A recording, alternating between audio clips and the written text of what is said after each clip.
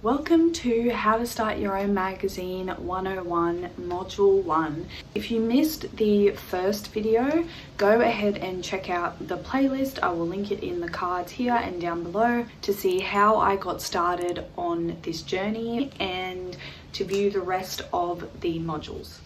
Before we get started, I just want to give a quick announcement that I actually am starting up a newsletter just for my magazine people. So I will probably be putting out a newsletter about once a month, sharing magazine tips, templates, and any updates on courses and resources and what is going to be new on Patreon and my magazine merch and all of that stuff in the newsletter. So head to my website to check it out. I will set that up today, so by the time this video comes out, that will be there for you. Just know that I do also have a sign up on the page for authors, so if you go anywhere on my website and sign up using that link, you will be signed up to the author newsletter instead of the magazine one. So I will make a separate tab up the top of my website where you can find that link to sign up. So in this first module, we will be talking about deciding on an idea for your magazine and figuring out your target audience. So if I look down at all, I just have my iPad here that I'm reading my notes off, so that is what is happening if I look down. So if you're going to create your magazine as you go, I do have a bunch of templates for Adobe InDesign, which I will link down below. And if you're using Canva, I do have a bunch of videos on how to make a magazine using Canva, and I will link those in the cards and down below. So when it comes to starting a magazine, there are a lot of different topics and avenues that you can go down. Just to name a few, there is beauty and fashion, topical, so any sort of topic like parenting, anything specific to parenting, not just parenting in general, but like Christian parenting, for example. Fishing and specialty sports, men's health and lifestyle, women's health and lifestyle, sewing, arts and craft, photography, travel, floristry, so flowers, business, and the list goes on. I actually recently joined up with Ally, who's the Alliance of Independent Authors, and they actually have an author magazine, which is something I've never heard of, but that is something really interesting too for authors, to let them know like what's going on in the author world and self-publishing world at that time, which is really cool. And you could probably actually do one for magazines too if you had that interest, and that is something that is actually of interest to me, making a magazine all about magazines. And just to give you a little hint of something that I'm working on, I'm actually compiling at the moment a document or a magazine, I'm not too sure what it's going to be at this stage, that takes you from A to Z basically on how to make your own magazine. Everything to do with magazines, every question I've ever been asked will be in that. Now I don't know if I'm going to just make it a document or a magazine or like a book that's like a binder or laminated, or what I'm going to make it at this stage, but I do want it to be something kind of sturdy that you can just look through and read through over and over and study basically. But I don't think I want it to be like a book size, because I'm gonna have a lot of pictures and demonstrations in there, so I want it to be like A4 at least. I'm working on that currently, and you can expect that sometime in the future. Another good thing about signing up to my magazine newsletter, I will be telling you when that's released, and I will be giving people early access to that who have signed up. So now, how do you come up with a topic for your magazine? So my suggestion is to sit down and think about topics that you like to read in other magazines, or things that you wish there were magazines about that there just aren't.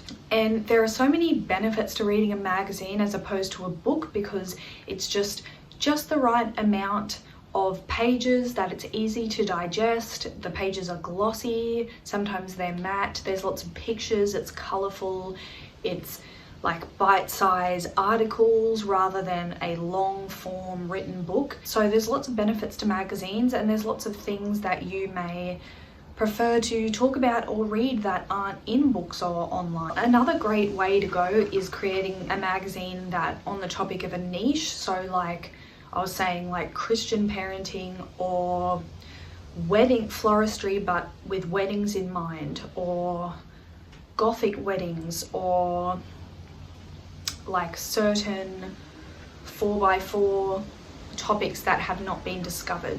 You may even like to go down the route of making like a specific type of blanket if you're in like a sewing one, and that could be a bit old-fashioned, but I'm just trying to give you ideas here of different niches and different things, like a topic, and then go deeper inside that topic, like something specific about that topic, because magazines like that sell better because there's a market for those and no one has covered it. Or even if you find a market that there are some magazines in that market but there aren't many magazines in that market, so there's still, it's not oversaturated yet, so now is a good time to create your magazine. And there are parenting magazines, but maybe not specific ones for niches. Like a lot of people are into Montessori and things like that, and there aren't a lot of magazines based on that. There's some research online, there's lots of YouTube videos about it, but there's not magazines about it per se, so that would be a good thing to look into as well. Also, is there any topic that you know a lot about that when you talk to people about it, they're always impressed because you know so much, but there's nothing really about that? So for example, for me, when I started making YouTube videos about making magazines, I got a lot of hits because there's not, at least at the time I started, the market wasn't oversaturated, so there weren't a lot of people making videos like that. And there's still not, there's more than there was when I started a few years ago, but there's definitely room still for things like that. So just keep your mind open, really have a think about what you would like to make a magazine about and what you would like to read, because making something that you would like to read as opposed to what you think other people would like to read is going to sell a lot better, because you can tell that you're passionate about it through the writing and through the images and through the magazine, as opposed to you're trying to reach a certain market.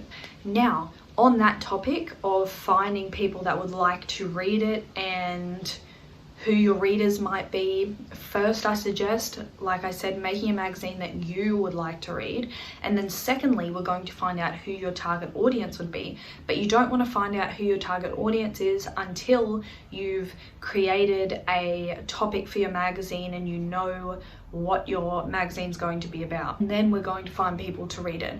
So a good way that I have found to find your target audience is to actually start up an Instagram page and a website for your magazine. So these are both really important, because in the digital age, people are going to want to find more of your magazine, and they're not going to be able to find you or your magazine if it's just in print somewhere and you don't have links to anything, you just have your personal Instagram linked, so they're not really finding out more about the magazine, they're just finding out more about you. So you want to have a magazine website and you want to have an Instagram page. So we're going to go more into depth on all of this in this course, but first I'm just going to tell you how these things can help you find your target audience. So I created an Instagram page for my magazine, and there's actually insights on Instagram, and you can see who, what ages, what genders, what interests people have that are looking at your page. So you want to make your Instagram page for your magazine as close to the topics of your magazine as possible, so the images that you use, the words that you use, because that will all be marketing and that will be engaging and bringing in the people that you want. So if you have an Instagram page and it's just pictures of you or pictures of different things that don't really reflect what's inside your magazine, and then you get followers, they're not really going to want to read your magazine because they are just interested in what's on your Instagram page, and that doesn't reflect your magazine.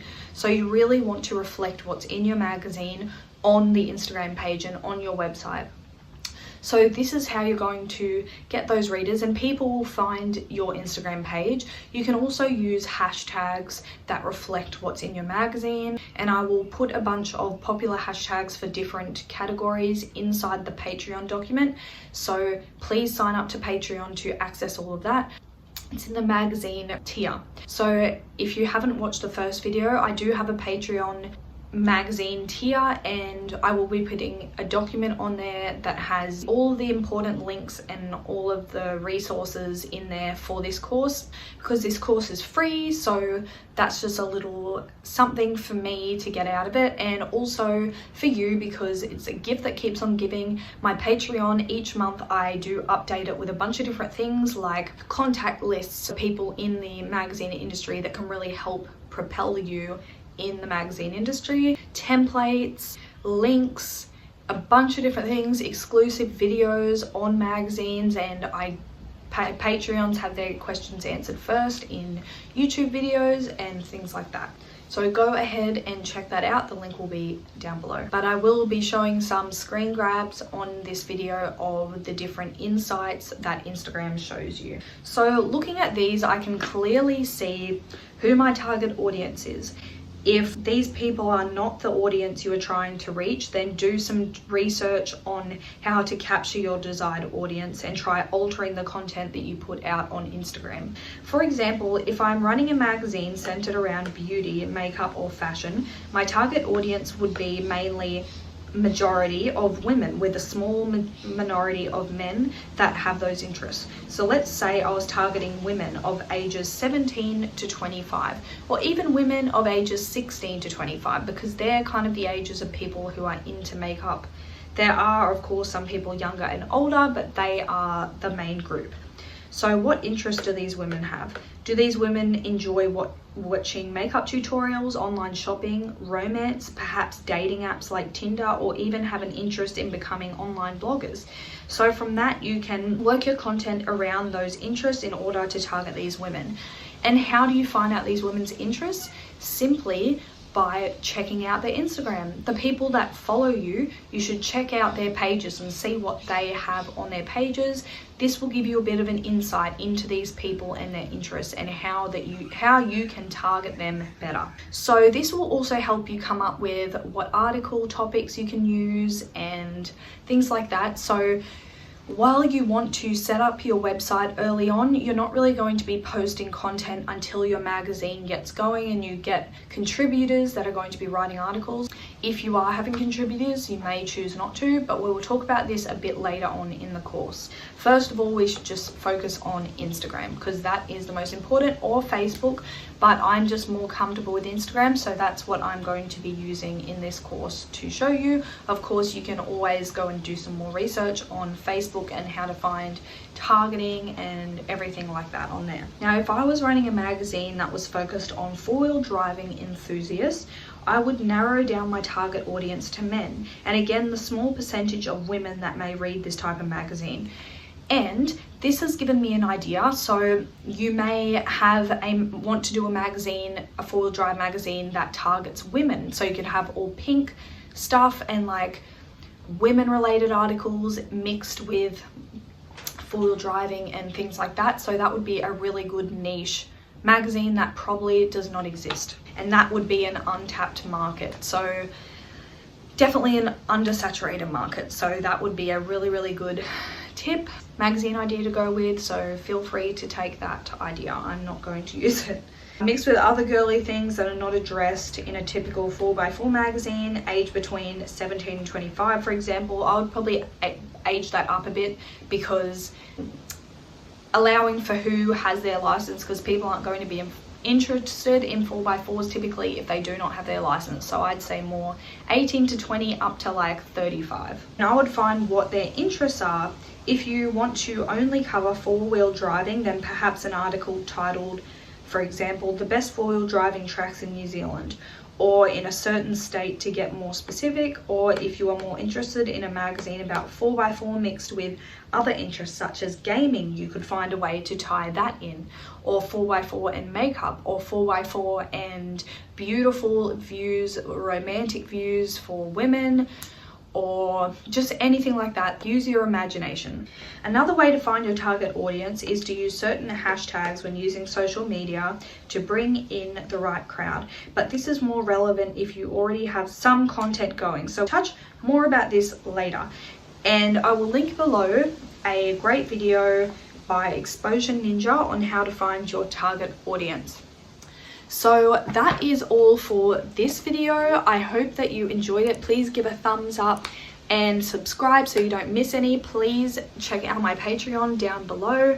And in the next video, we will be talking about setting up your business legally, business type, name and ABN number if you're in Australia, or business number if you're anywhere else. So these are things that you need to do early on, especially if you plan on selling your magazine outside of just a hobby and making it more of a business.